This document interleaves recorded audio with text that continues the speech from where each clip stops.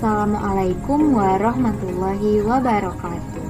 Kami dari kelompok 1 akan menjelaskan teori belajar behaviorisme dan teori belajar kognitif beserta implementasinya. Menurut teori behavioristik, belajar merupakan perubahan tingkah laku akibat adanya interaksi antara stimulus dan respon. Nah, jadi menurut teori behavior ini, seseorang dikatakan belajar jika telah mengalami perubahan dalam tingkah lakunya. Dan penguatan atau reinforcement yang merupakan faktor memperkuat timbulnya respon. Dan selanjutnya kita memasuki implementasi teori belajar behavioristik. Assalamualaikum warahmatullahi wabarakatuh. Waalaikumsalam warahmatullahi wabarakatuh. Halo anak-anak, bagaimana kabarnya hari ini? Sehat Bu Guru. Alhamdulillah. Sebelum kita memulai pembelajaran kita kali ini, alangkah baiknya kita berdoa terlebih dahulu. Berdoa menurut agama dan kepercayaan masing-masing. Berdoa dimulai. Berdoa selesai. Amin. Nah, baik. Sekarang Ibu ingin mengecek kehadiran kalian semua. Coba anak-anak tengok kanan dan kirinya. Apakah temannya hadir semua? Hadir semua Bu Guru. Alhamdulillah. Nah, anak-anak, coba perlihatkan senyumnya. Nah, tahukah anak-anak bahwa senyum termasuk ke dalam ibadah dan juga sedekah loh? Wah, berarti kita akan dapat banyak pahala dong Bu Guru. Yups, betul sekali anak-anak.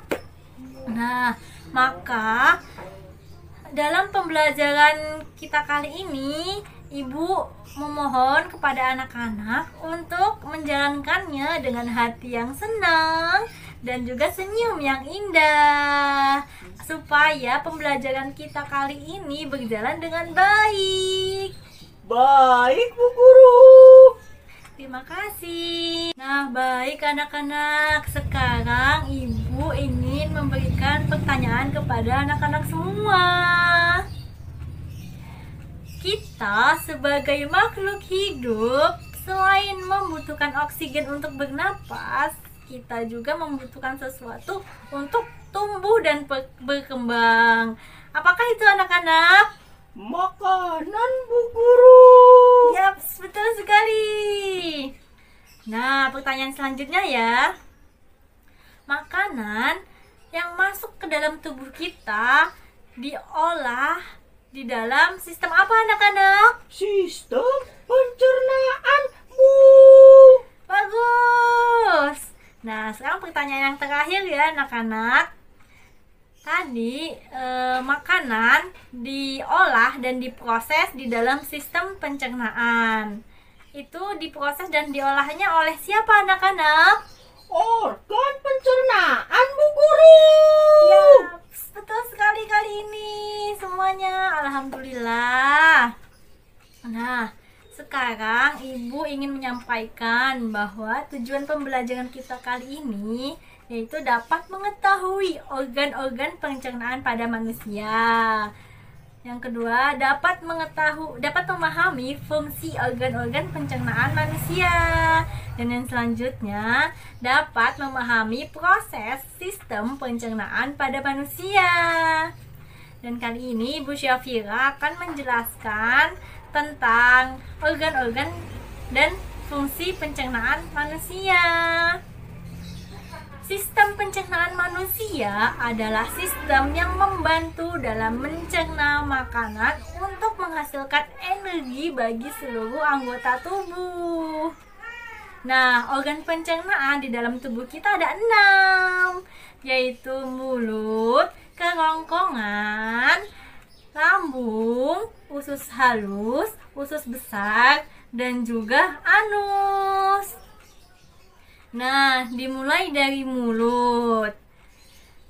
Mulut merupakan pintu masuk bagi makanan. Mulut berfungsi untuk memotong dan menghancurkan makanan menjadi kecil-kecil, serta mengunyahnya hingga halus yang dibantu oleh gigi. Nah, yang selanjutnya yaitu yang kerongkongan. Kerongkongan merupakan penghubung antara mulut dengan lambung. Fungsinya yaitu untuk memindahkan makanan ke dalam lambung dengan gerakan peristaltik. Nah, selanjutnya yaitu organ lambung, yaitu ada di sini. Memiliki berbagai enzim penting. Dan juga lambung berfungsi untuk memecah makanan dan mencampurnya dengan enzim dan asam. Yang selanjutnya yaitu usus halus, berfungsi untuk menyerap sebagian besar nutrisi yang terdapat di dalam makanan. Nah, yang kelima yaitu usus besar, berfungsi untuk menyerap air dan mineral serta sebagai tempat pembentukan feses. Dan yang terakhir, yang keenam, yaitu anus, yaitu sebagai tempat pengeluaran zat sisa makanan yang sudah tidak diperlukan lagi oleh tubuh, yaitu yang disebut feses. Dan selanjutnya, proses sistem pencernaan makanan akan dijelaskan oleh Ibu Adela. Terima kasih. Nah, baiklah anak-anak, setelah kita mengenal apa saja alat sistem pencernaan pada manusia beserta fungsi-fungsinya, sekarang kita akan mempelajari bagaimana sih proses pencernaan makanan pada manusia itu terjadi. Nah, sekarang Ibu mau tanya dulu, ada yang sudah pernah mengetahui atau mendengar bagaimana proses pencernaan makanan pada manusia itu terjadi? Ada? Tidak ada, Bu. Baik, jika tidak, disimak dan dilihat baik-baik ya. Nah, secara sederhana, proses pencernaan makanan terjadi ketika manusia memasukkan makanan ke dalam mulut. Di dalam mulut, makanan dicerna secara mekanis oleh lidah dan gigi dan dicerna secara kimiawi oleh air liur. Lalu di kerongkongan makanan akan diremas dan didorong masuk ke dalam lambung. Lalu makanan akan dicerna menjadi molekul yang lebih sederhana dengan bantuan enzim yang ada di dalam lambung. Lalu selanjutnya akan terjadi proses penyerapan sari-sari makanan oleh usus halus. Di usus besar akan terjadi penyerapan air, vitamin, dan mineral pada sisa makanan. Sisa makanan akan mengalami proses pembusukan. Nah, sisa-sisa makanan tersebut dibuang dalam bentuk feses atau tinja melalui anus. Ke anak-anak, selain itu juga terdapat fungsi dari sistem pencernaan, di mana yang pertama berfungsi untuk menghancurkan makanan yang akan masuk ke dalam tubuh, di mana makanan yang berbentuk kasar dapat diubah menjadi bentuk yang lebih halus lagi dengan bantuan enzim dan gigi. Lalu selanjutnya, sistem pencernaan juga berfungsi untuk membuang sisa-sisa makanan yang tidak diperlukan lagi oleh tubuh. Nah, zat-zat sisa tersebut akan dapat menjadi racun jika tidak dikeluarkan oleh tubuh. Nah, sekarang kalian sudah tahu kan bagaimana proses pencernaan makanan itu terjadi? Nah, sebelum makanan itu diserap, makanan harus mengalami proses pencernaan terlebih dahulu. Nah, baiklah anak-anak, sebelumnya ada yang ingin ditanyakan terkait dari materi yang telah Ibu jelaskan? Tidak ada, Bu. Baik, jika tidak ada, kita adakan post-test terlebih dahulu ya. Ibu berikan waktu 10 menit untuk mengerjakannya. Nanti setelah selesai dikumpulkan kembali kepada Ibu ya.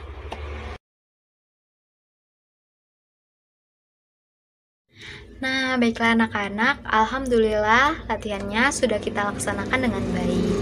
Nah, untuk hasilnya, selamat kepada yang mendapatkan nilai 100.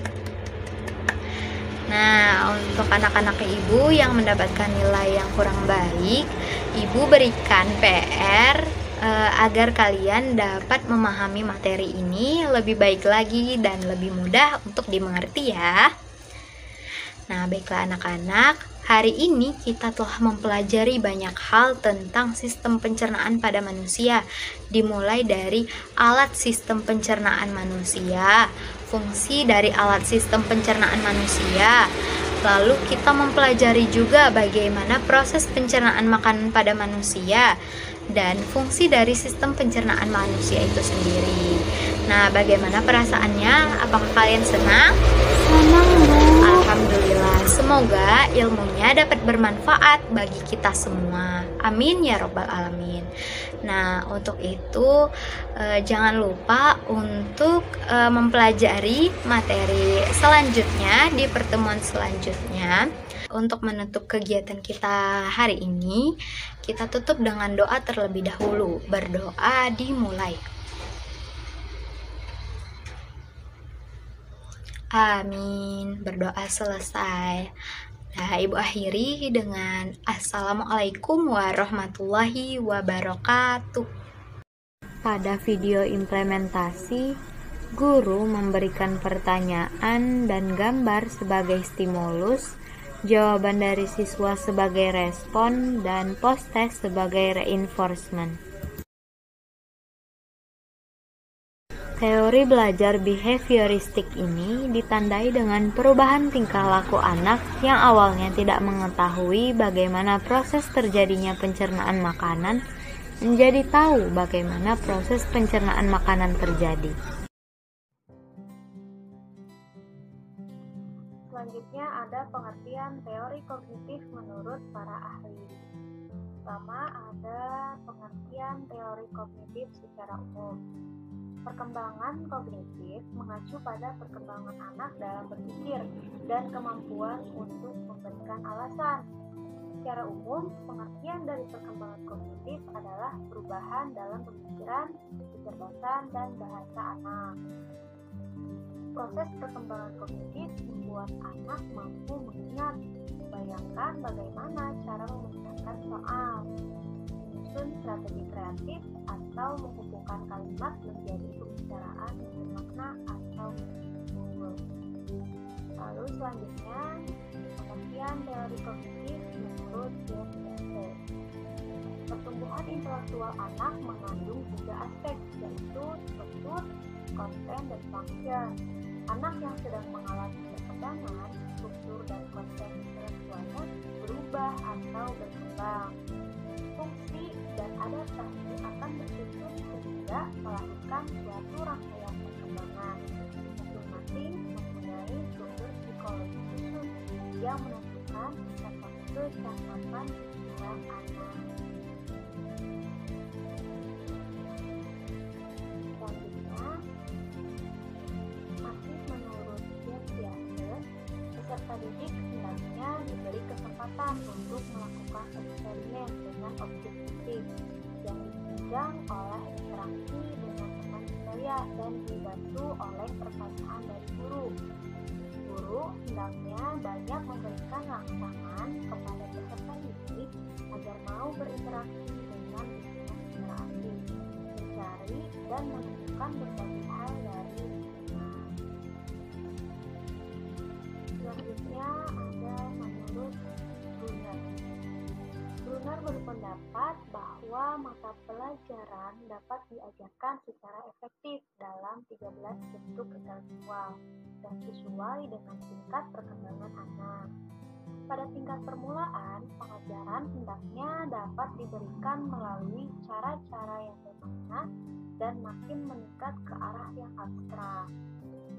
Pengembangan program pengajaran dilakukan dengan mengkoordinasikan model penyajian, bahkan dengan cara di mana anak dapat mempelajari bahan tersebut yang sesuai dengan tingkat kemajuan anak. Selanjutnya, masih menurut Brunner, pada dasarnya konsep pembelajaran kognitif ini menuntut adanya prinsip-prinsip utama, yaitu sebagai berikut. Yang pertama ada pembelajaran yang aktif. Nah, maksudnya adalah siswa sebagai subjek belajar menjadi faktor yang paling utama. Siswa dituntut untuk belajar dengan mengikuti secara aktif. Lalu yang kedua, prinsip pembelajaran dengan interaksi sosial untuk menambah khasanah pengembangan kognitif siswa dan menghindari kognitif yang bersifat egosentris. Yang ketiga, belajar dengan menerapkan apa yang dipelajari agar siswa mempunyai pengalaman dalam mengeksplorasi kognitifnya lebih dalam, tidak melulu menggunakan bahasa verbal dalam berkomunikasi. Lalu yang keempat, guru memberikan arahan. Nah, adanya guru yang memberikan arahan agar siswa tidak melakukan banyak kesalahan dalam menggunakan kesempatannya untuk memperoleh pengetahuan dan pengalaman yang positif. Lalu yang kelima, materi terstruktur. Nah, dalam memberikan materi kepada siswa diperlukan penstrukturan yang baik dalam materi yang disampaikan maupun metode yang digunakan. Karena pengaturan juga sangat berpengaruh pada tingkat kemampuan pemahaman siswa. Dan yang terakhir, pemberian reinforcement yang berupa hadiah dan hukuman pada siswa. Saat melakukan hal yang tepat, harus diberikan hadiah untuk menguatkan siswa untuk terus berbuat dengan tepat. Hadiah tersebut bisa berupa pujian atau hadiah sebagainya. Dan sebaliknya, memberikan hukuman atas kesalahan yang dilakukan agar siswa menyadari dan tidak mengulanginya lagi. Hukuman tersebut bisa berupa teguran, nasihat, dan sebagainya, tetapi bukan dalam hukuman yang berarti kekerasan.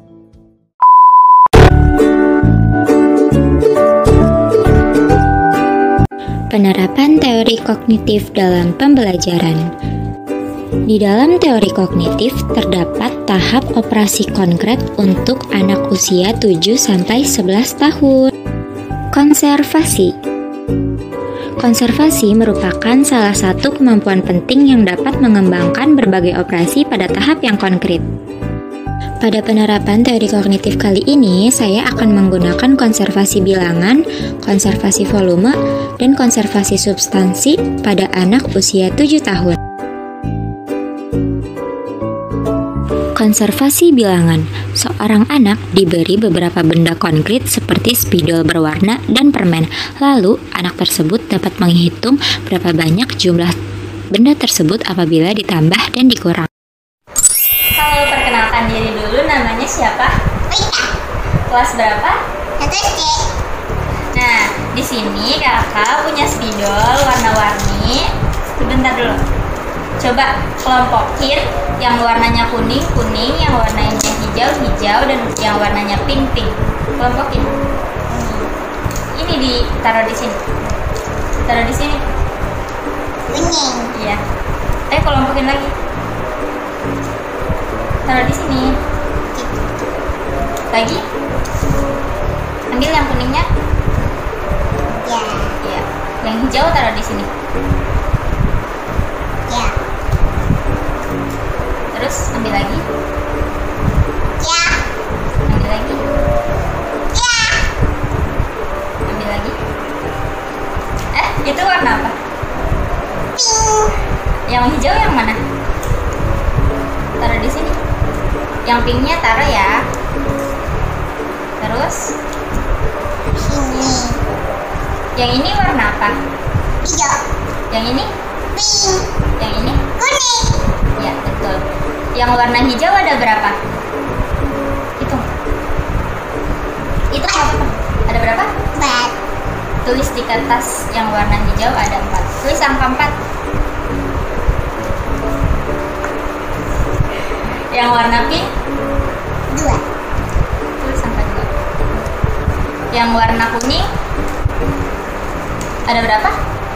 3. Nah, di sini kakak punya permen. Coba hitung permennya ada berapa? 1, 2, 3, 4. Ada berapa? 4. Tulis angka 4 di bawahnya.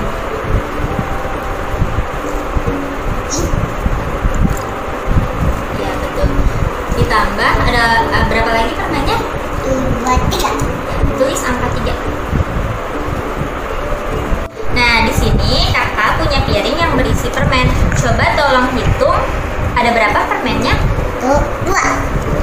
Kalau ditambah 2 jadi berapa permennya? 2, 3, 4. Ya benar. Kalau dikurang 1? 1, 2, 3. Kalau ditambah 3? 1, 2, 3, 4, 5, 6. Konservasi volume. Seorang anak diberi 2 gelas air yang berukuran sama dan isinya sama banyak. Anak harus mengetahui bahwa air yang dituangkan ke mangkuk banyaknya akan sama pada benda yang lain. Nih, di sini kakak punya 2 buah gelas yang berisi air. Kakak mau tanya, di sini airnya ukurannya sama atau beda? Sama. Kalau airnya dituang ke sini, lebih banyakan mana? Ini. Kenapa? Lebih banyakan mana? Ini. Kenapa? Dituangin. Konservasi substansi. Seorang anak diberi piring biskuit yang ukuran dan jumlah banyaknya sama. Lalu, biskuit dibelah menjadi beberapa bagian. Anak sudah mengerti dan menangkap bahwa substansi atau banyaknya dari suatu benda tersebut. Nah, di sini kakak punya 2 piring yang isi biskuit. Coba tolong hitung dong, ada berapa biskuitnya? 1, 2, 3. Ada berapa? 3. Kalau yang ini? 1, 2, 3. Iya. Kalau biskuitnya dipotong jadi gini, banyakan yang mana? Ini.